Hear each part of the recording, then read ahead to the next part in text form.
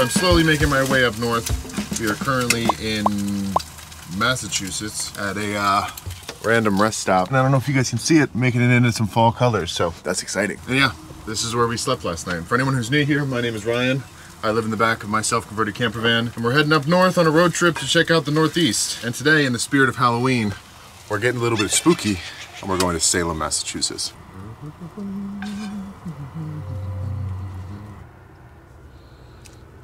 So, for anyone who's unfamiliar, Salem is a town in Massachusetts that's famous for some witch hunts that they had back in 1692. Yeah, 1692. Where over 600 women were accused and 20 women were sentenced to death for practicing witchcraft. But we'll go into the story more on them a little bit later, because it is actually a really interesting one. But for now, I'm just gonna enjoy my breakfast. All right, breakfast was delicious. Bed made up all beautifully, and we're just about ready to go. So Salem is very popular around this time of year, obviously, because we're getting close to Halloween. It's October, they've got fall colors. And because of its spooky backstory, this town is kind of one of the most popular Halloween destinations in America. So I'm hoping the crowds aren't too bad when we get there. Thank you very much. Have a good one. According to this sign, McDonald's literally owns rest stops in Connecticut. I mean, they have a bunch of other restaurants here, but every service plaza, I guess, is owned or managed by McDonald's. But anyways, we've got our coffee and it is time to hit the road. We've got about an hour and a half drive until we get to Salem.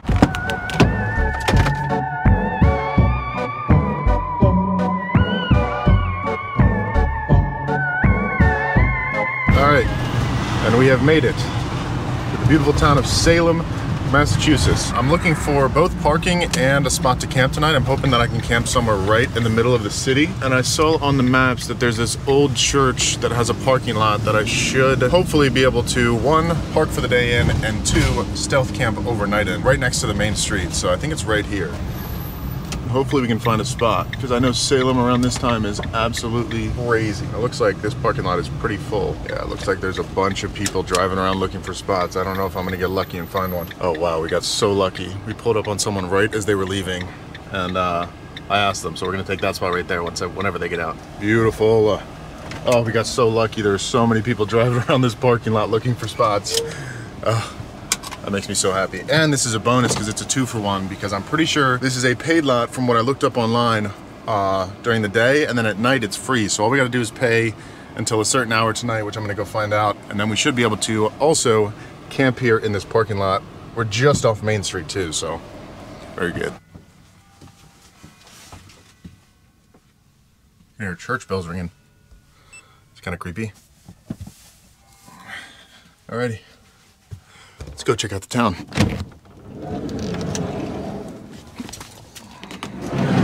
That's gonna be our home for the night. Kind of right in the center of town. We're just next to this like really old church right here, which I think this is the old parking lot for that, but definitely not bad for parking. All right, so it's paid only until 6 p.m., 10-hour max. It is currently 2, so I only need to buy 4 hours, and I should be good here overnight. Oh, it's only $6 too. What a deal. Wow, and good thing we didn't come here on a weekend, because on the weekend it's $40 a day, and I can imagine it'd be an absolute madhouse down here, but we've got some perfect weather for October in Salem, very moody skies. And there we go, we've made it to the main street.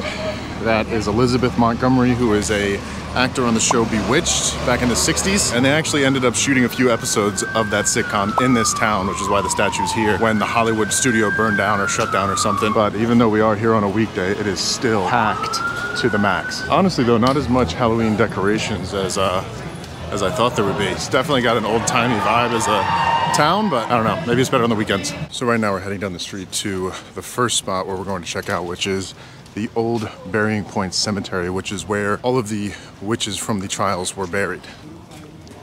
So this is it. And while there aren't gravestones, the only memorial to all of these so-called witches are on these benches right here. And in total, there is 20 of these benches, each for a woman and man that was hanged wrongfully for being accused of being a witch. So we're heading over to the actual cemetery now. But this story starts in 1962 with two little girls named Betty Paris and Abigail Williams. And these little girls started this whole hysteria by having fits, contorting their bodies and crawling under furniture and doing a bunch of weird stuff that people of the time couldn't explain. So they called a physician, and his diagnosis was that they were bewitched. And then soon after, there were a bunch of other women that had the same symptoms, and these girls started pointing the finger at all the women in the town, saying that they were witches. The first of which who was accused was Tituba, who was a slave in the town, and then Sarah Good and Sarah Osborne, who both have benches over in the memorial over there. And for various reasons, each of these girls was kind of an easy target because they were outcasts in some way, whether it be who they married, the fact that they were a slave, or some other reason. And at the time, the church wasn't as worried about the truth. They just more so wanted confessions and repentance and forgiveness. So they asked all three of these girls, Tituba and both Sarahs, whether they were guilty or not. Both Sarahs relented on their innocence, and Tituba eventually admitted wrongfully that she was a witch in order to be forgiven and avoid getting hanged. And she even went as far as to say that the other two Sarahs had forced her to do it, which further incriminated them. And both of the Sarahs pled innocent and were subsequently executed by the church. And the craziest thing about this is most of the evidence that was used against these witches was so-called spectral evidence, where the two little girls would suggest in some way that the witches were using some sort of astral projection to mess with them in some way, in some sort of ghost-like form or something like that. And the church kind of just took it as fact. So to keep the story short, this happened again and again with over 600 women and men, which 20 of them were sentenced to death. But the big turning point in all of these events was when Martha Corey was accused of being a witch, along with her husband, who instead of entering a plea of guilty or not guilty, abstained entirely from entering a plea, which ended up being some sort of legal loophole that allowed him to not be tried. So the state subjected him to something called pene forte et dure. Don't know if I'm saying that right, but basically that means, okay, you don't want to enter a plea, we're just going to torture you until you do. Which they did by placing weights on his chest until he eventually died without entering a plea, which meant that his sons and his family could inherit his estate, which if he entered a plea, they would not be able to. And then the final nail in the coffin that ended this whole hysteria was when William Phipps, who was the new governor of Salem, had his wife accused of being a witch and immediately called for the end of the trials, and that was it. And the craziest thing about this whole story is that the leading hypothesis, at least scientifically, is that it was ergot poisoning that caused everything. Ergot poisoning is basically when bread gets this type of fungus on it that is a derivative of LSD, and the theory is that these girls ate this bread and started tripping, which caused them to have these fits in the beginning and started this whole hysteria. So yeah, that is the story of the Salem witches. I'm gonna go check out some more stuff in town and then maybe get some food.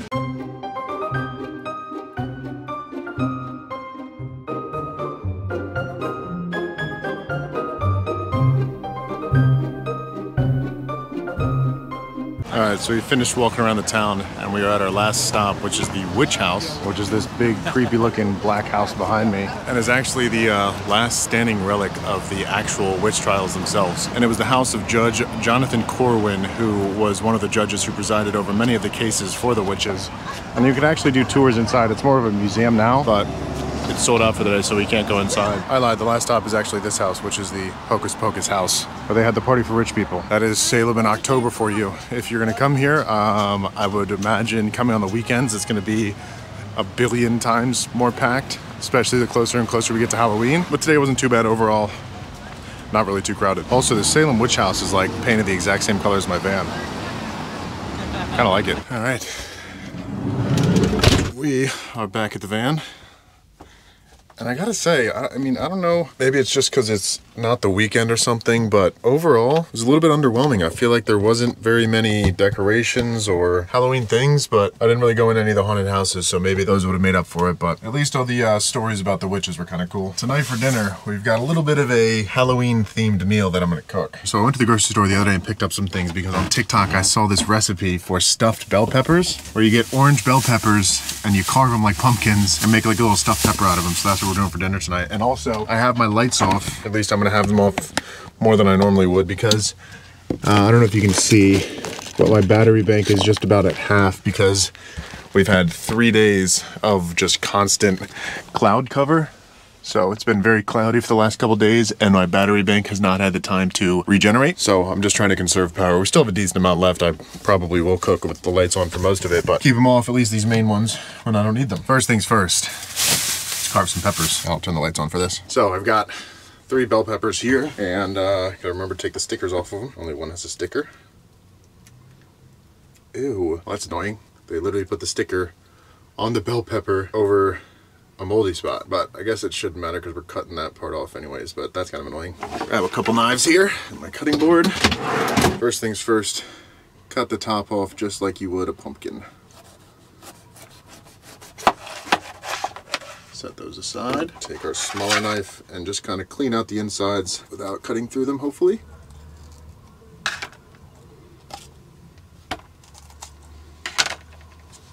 There we go.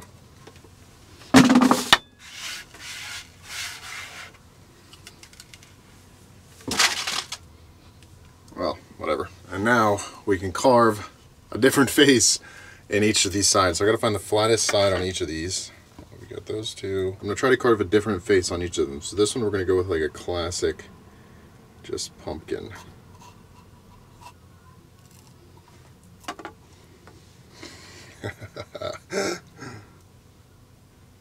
There we go.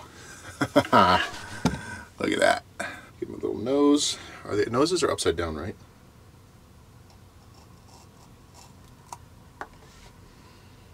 Beautiful. Oh, we just got to give him a little smile. We got to make sure to add a few teeth in there as well. We should be able to pop this out, and hopefully he has a nice little mouth going. It's so much harder on this small of a thing. Need like a smaller knife almost. No! I cut off a tooth. Oh well, he's a bit snaggletooth, but that's fine. There we go. It's a little bit snaggletooth, but he still looks decently good. Now let's carve the other two. There we go. 3 pumpkins carved. We got one scary face, one normal face, and then the third one I just got kind of tired of carving, so he looks like that. But I switched to the pocket knife because it made it a little bit easier. This one I'm the most proud of. He looks the best. But now it's time to get started cooking. For the internals of our stuffed pepper pumpkins, we're gonna keep it pretty simple and just do kind of some ground turkey and tomato paste and bake them with some cheese. Fancy knives coming out again. Chop up some onions.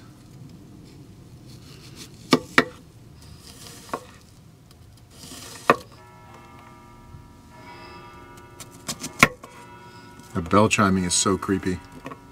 There we go. Oh, so I started preheating the oven while I got those pumpkins, so it should be good to go whenever we get those in there. But get these onions in there, get those nice and sauteed up.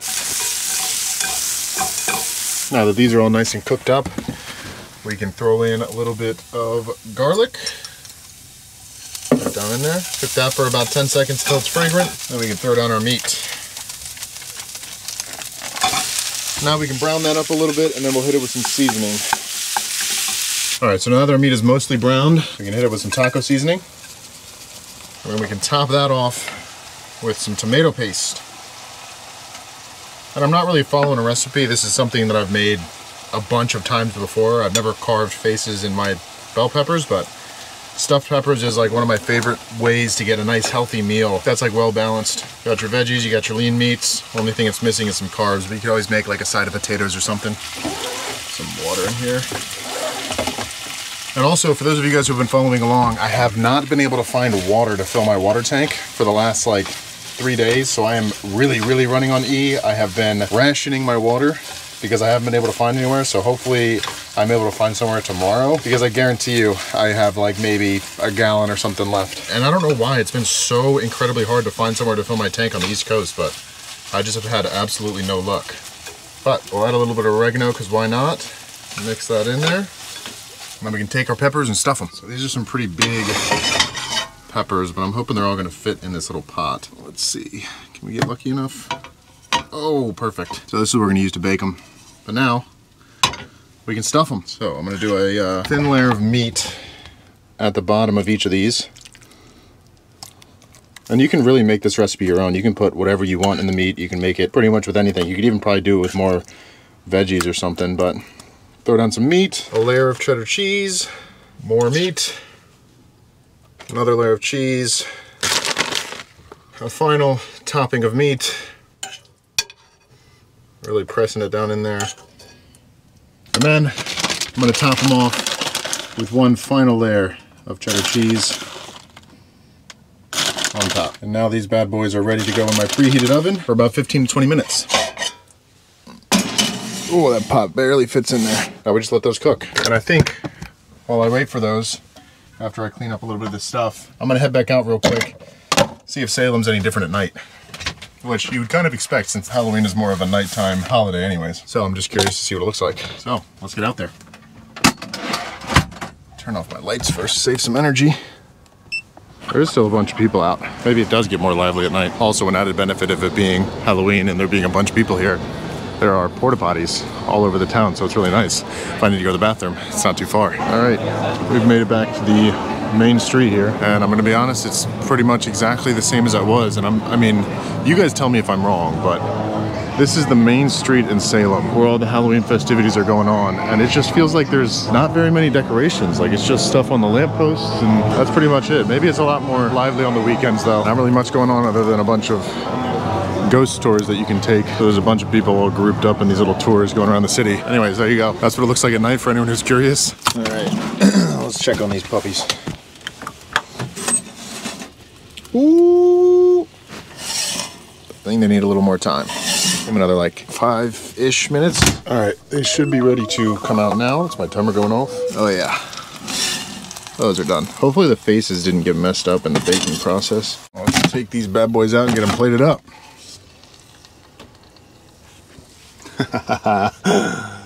Oh, that's so funny. Almost looks like he's throwing up. And there we go. 3 little pumpkin bell peppers. So cute looking. It's time to eat. And I think I'm gonna go for Big Mouth first. Rest in peace, little guy. Oh, it's so brutal. Oh my gosh. Oh, it kind of looks like brains. But it sure does smell good. Cheers. That is so unfortunate. Cheers again.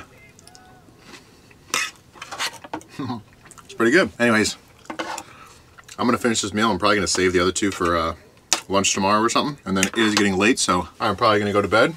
Oh, and before I forget, we will give this meal a rating. And since this is a pretty generic meal that I cook kind of often, I'm gonna give it like a solid 6-1. It's just super easy to make, super tasty, nothing special though. I'm gonna finish this up and get to bed, and then we're waking up tomorrow and I have no idea where I'm going, so don't know where my next video will be at, but that's kind of the fun of living in a van. So as always, I truly appreciate you guys watching. If you haven't already, think about clicking that subscribe button. It really does help out the channel, and I will catch you guys next time.